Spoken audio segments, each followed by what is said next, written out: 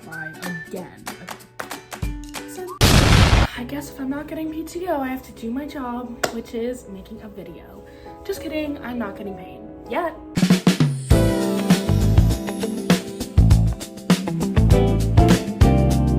Today's video is going to be going over how AI is in every facet of our life.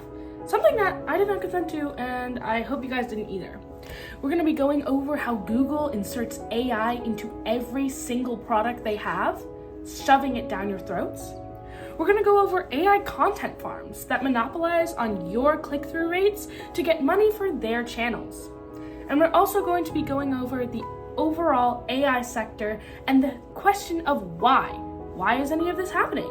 Because it's not random, and it definitely has a source. If you're interested, make sure to subscribe, and let's get into it.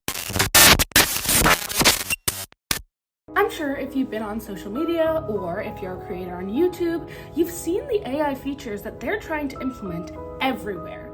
So earlier today, I was writing a post celebrating that I had hit 700 subscribers, which is amazing. Thank you guys so much for helping me reach that amazing milestone. But as I was writing, I saw a little A with a star next to it. If you guys don't know, the star emoji is almost always used for AI. It's almost ubiquitous at this point. So, curious as ever, I decided to click on it. When I clicked on it, it started automatically rephrasing all of my sentences, and it left me with a product that was so different from before, I just have to show you.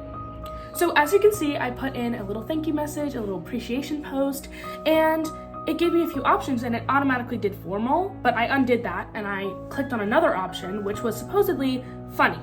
As you'll come to see, it's a little less funny, a little more overtly mean and rude. So I click on funny and it spits out this. Why would I ever say that? Why? If I'm trying to thank someone and I tell them that I tolerate them, that's not gonna make them like me. I feel like that's gonna make them think that I have some kind of problem with them, and I don't have any problems with you guys. I love you guys. So what is going on? So I tried this with a few of the other options, and it's the same. Completely out of touch, random words that make absolutely no sense, desperately trying to mimic my real style. So I think this is a more generalized model, not personalized based on individual users, but some of the features that are coming up are personalized, and it's kind of creepy how they train on your data for their models. So I decided to get off the posting feature for now. I wanted a little bit of solace, so I went to go check my comments. When you guys leave comments, I read every single one of them. I was reading comments because that's my favorite pastime. Because what do you mean people have things to say about my videos? That's amazing. So I was reading all these comments. I read a particularly interesting comment. I was about to go reply to it, but I forgot that I was in YouTube Studio, not actual YouTube. So what I got was 2 text boxes telling me how I should reply. Now, if you accidentally click this box, it will automatically just reply to that comment, and you'll have to delete it and hope they don't see it. You might be wondering, Gigi, it can't be this bad. Why wouldn't you want to see it? It's bad. So I got a really nice comment, but also an interesting comment from this user. So I decided to start replying to it. But I was typing out my message and I saw this. Yeah, they are bringing up random things that the person didn't say in their comment, talking about experiences that I never had, just speaking through me in a way that was honestly kind of weird to me, because when someone takes their time to type out a comment and I just have to click a button and it auto replies in the style of me, that feels disingenuous and kind of disrespectful. Now, the sketch that I did in the beginning is kind of a similar issue. You can just have Gmail write out an email format for you. You don't have to even read the message. You can just reply and it will give you a format. You can put in the required details and boom, you don't even have to reply. Tech companies want us to outsource our thinking and our relationships to AI. Oh, someone commented on your video because they like you? I'm way too busy to respond. AI. Ridiculous. Who's using it like that? So, this is a bit of a warning. If any of you guys comment on your favorite creator's post and you're really excited because they reply to you almost instantaneously, really read the message, because it's possible that they're using AI to respond to you. And honestly, while I don't support it, I get it. If you have hundreds of comments and you're trying to sift through them manually, I guess a button that estimates what you would reply is okay, but I still think it goes against the nature of a comment. I'd rather someone just skip over my comment or heart it or like it than use a machine to respond in a way that the machine thinks that I would. The interesting thing about this machine is that it is not trained on generalized YouTube data. It is, but not just generalized YouTube data. It also analyzes how you use emojis, how you use syntaxes, how you spell or misspell things, and honestly just how you write in general, and it gives you a reply. This was really weird for me because I've only responded to about 17 comments in the last 2 days, and it already kind of had my writing style down. And this was really creepy for me because I wasn't aware that YouTube would be recording my responses to feed into AI. It also leads into the greater issue of parasocial relationships. It could be really dangerous to have a fan that thinks that you're talking to them and you're just feeding them AI responses over and over again, keeping them in the cycle of engaging with your content, them thinking that you're taking the time to respond to them every single time. I would say that's a little more dangerous than just ignoring or deleting the comment, because if you're constantly feeding into this cycle using generative AI, they're only going to get worse.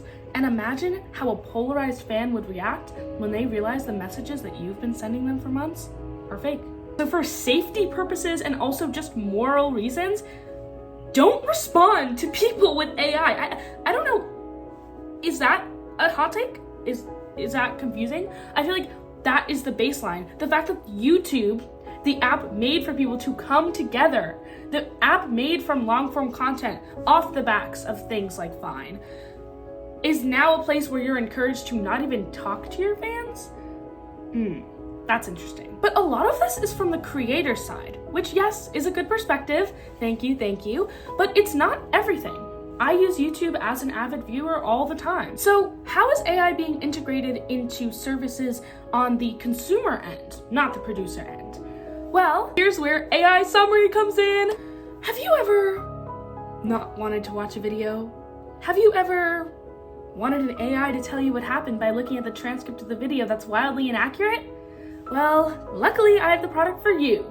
Me and the team at Big AI have developed a new product just for you, and it has this signature little star icon. It's exactly what you need. So here's how you do it. You open up a video and you click the little icon. It'll give you a few suggested responses, but you can put in a custom response like I did, and it will give you an answer immediately. You don't have to watch the video. You don't have to sit through ads. You don't have to even hear the creator's voice. Just consume, and get educated? While I know it's definitely not the most common way people enjoy content, it's still a bit concerning to hear that when someone's watching a video, they could just be looking at the AI summary of it. Now, there's also an AI summary before you click on a video that's particularly popular, and AI topics that have been summarized with wildly inaccurate titles. But the most interesting thing is that there's a literal chatbot at your fingertips. Instead of watching the video, you can just ask it what happened, and it will immediately tell you.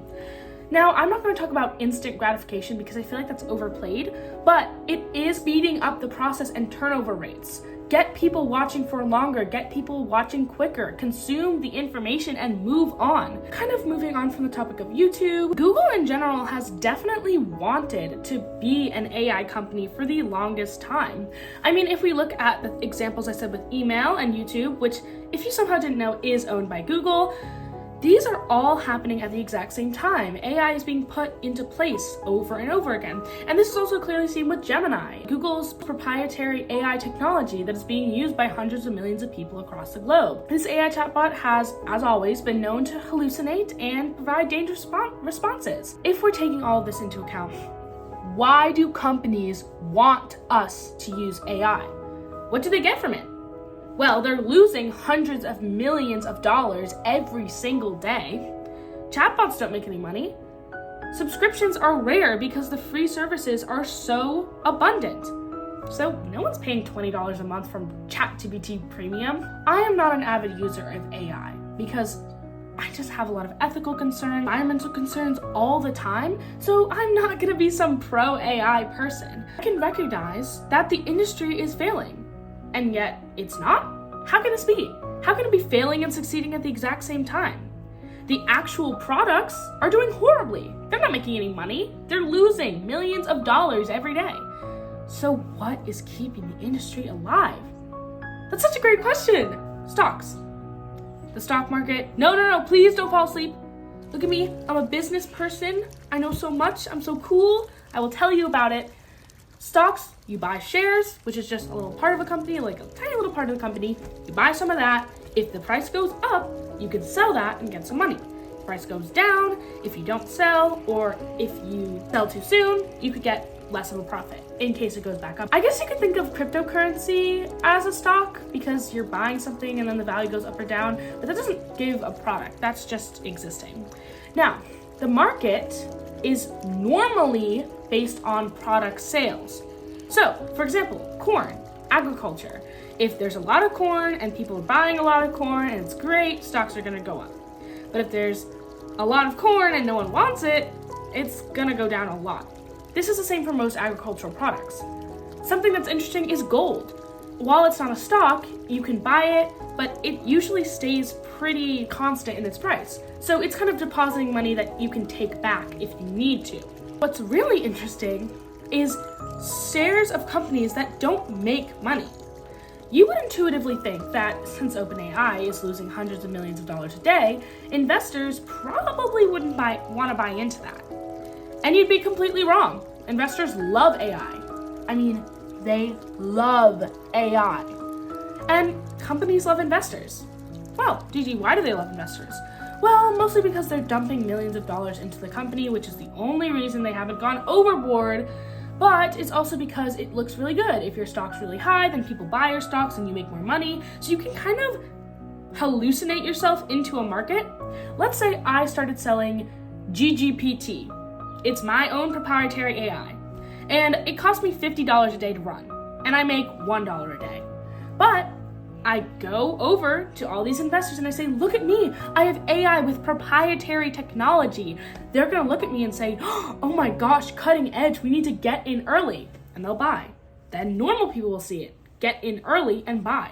And boom, my company that loses $50 a day, or if I make $1.49, is now worth $1,000 because people think that it might be worth something later down the line. So if you haven't clicked off yet, thank you so much. This is basically how the industry is staying alive. And I have evidence for my claim because I love evidence. If you look at the stock figures before AI was introduced to Google's investment plan, which is around 2023, if you look back before that, 2022, 2021, stocks weren't horrible, but they were definitely going down. You can see a pretty clear dip. However, if you look right around 2023, 2022, when AI was released, this being Google Gemini and also mass investments into other AI startups like OpenAI, stocks went way up. Wow, so the whole industry is fake? Nothing's really going on and money is just changing hands between companies? Yes, you got it! So, in order to keep up appearances, new AI needs to be integrated into existing products constantly because they can't afford to have AI stop because their stocks will go down and the bubble will burst. So they need to keep investors hooked. Gemini wasn't enough. It's just a chatbot. They've seen it 100 times. But I'm sure a lot of them use YouTube on the daily. So when they saw that AI was integrated into YouTube, they assumed that that AI would be successful. Obviously, because I'm making this video, it's not exactly. However, this raw hype was enough to keep Google's sales up, to keep shares up in value, and to keep investors happy. So they can't throw it away now. They become so reliant on hype AI money that if they just stop cold turkey, their stocks are going to plummet. They're going to go down. And as much as we hate AI as consumers, nothing we say is more important than the people with the big bucks. We're gonna keep putting in AI until the backlash from such AI is higher than the amount of money that they're making from investors, which it never will be. They're not going to remove it. I answered the video's question. That's why. And I hope that this video was a little bit informative on just why it keeps happening. Why do companies love AI? What is so special about it? Well, now you know. It's money. It's always money. I feel like if I just did a TLDR and said money and then ended the video, I feel like people would still get the same amount of information. But I hoped you enjoyed I'm gonna plug myself. You should comment. I love reading your comments. I will not respond with AI. You should look at my community posts. I feel like people don't do that, but my community posts are pretty important because you can vote for the next video on there. So that'd be pretty cool. Anyway, I'm going to see you on the flip side. Bye!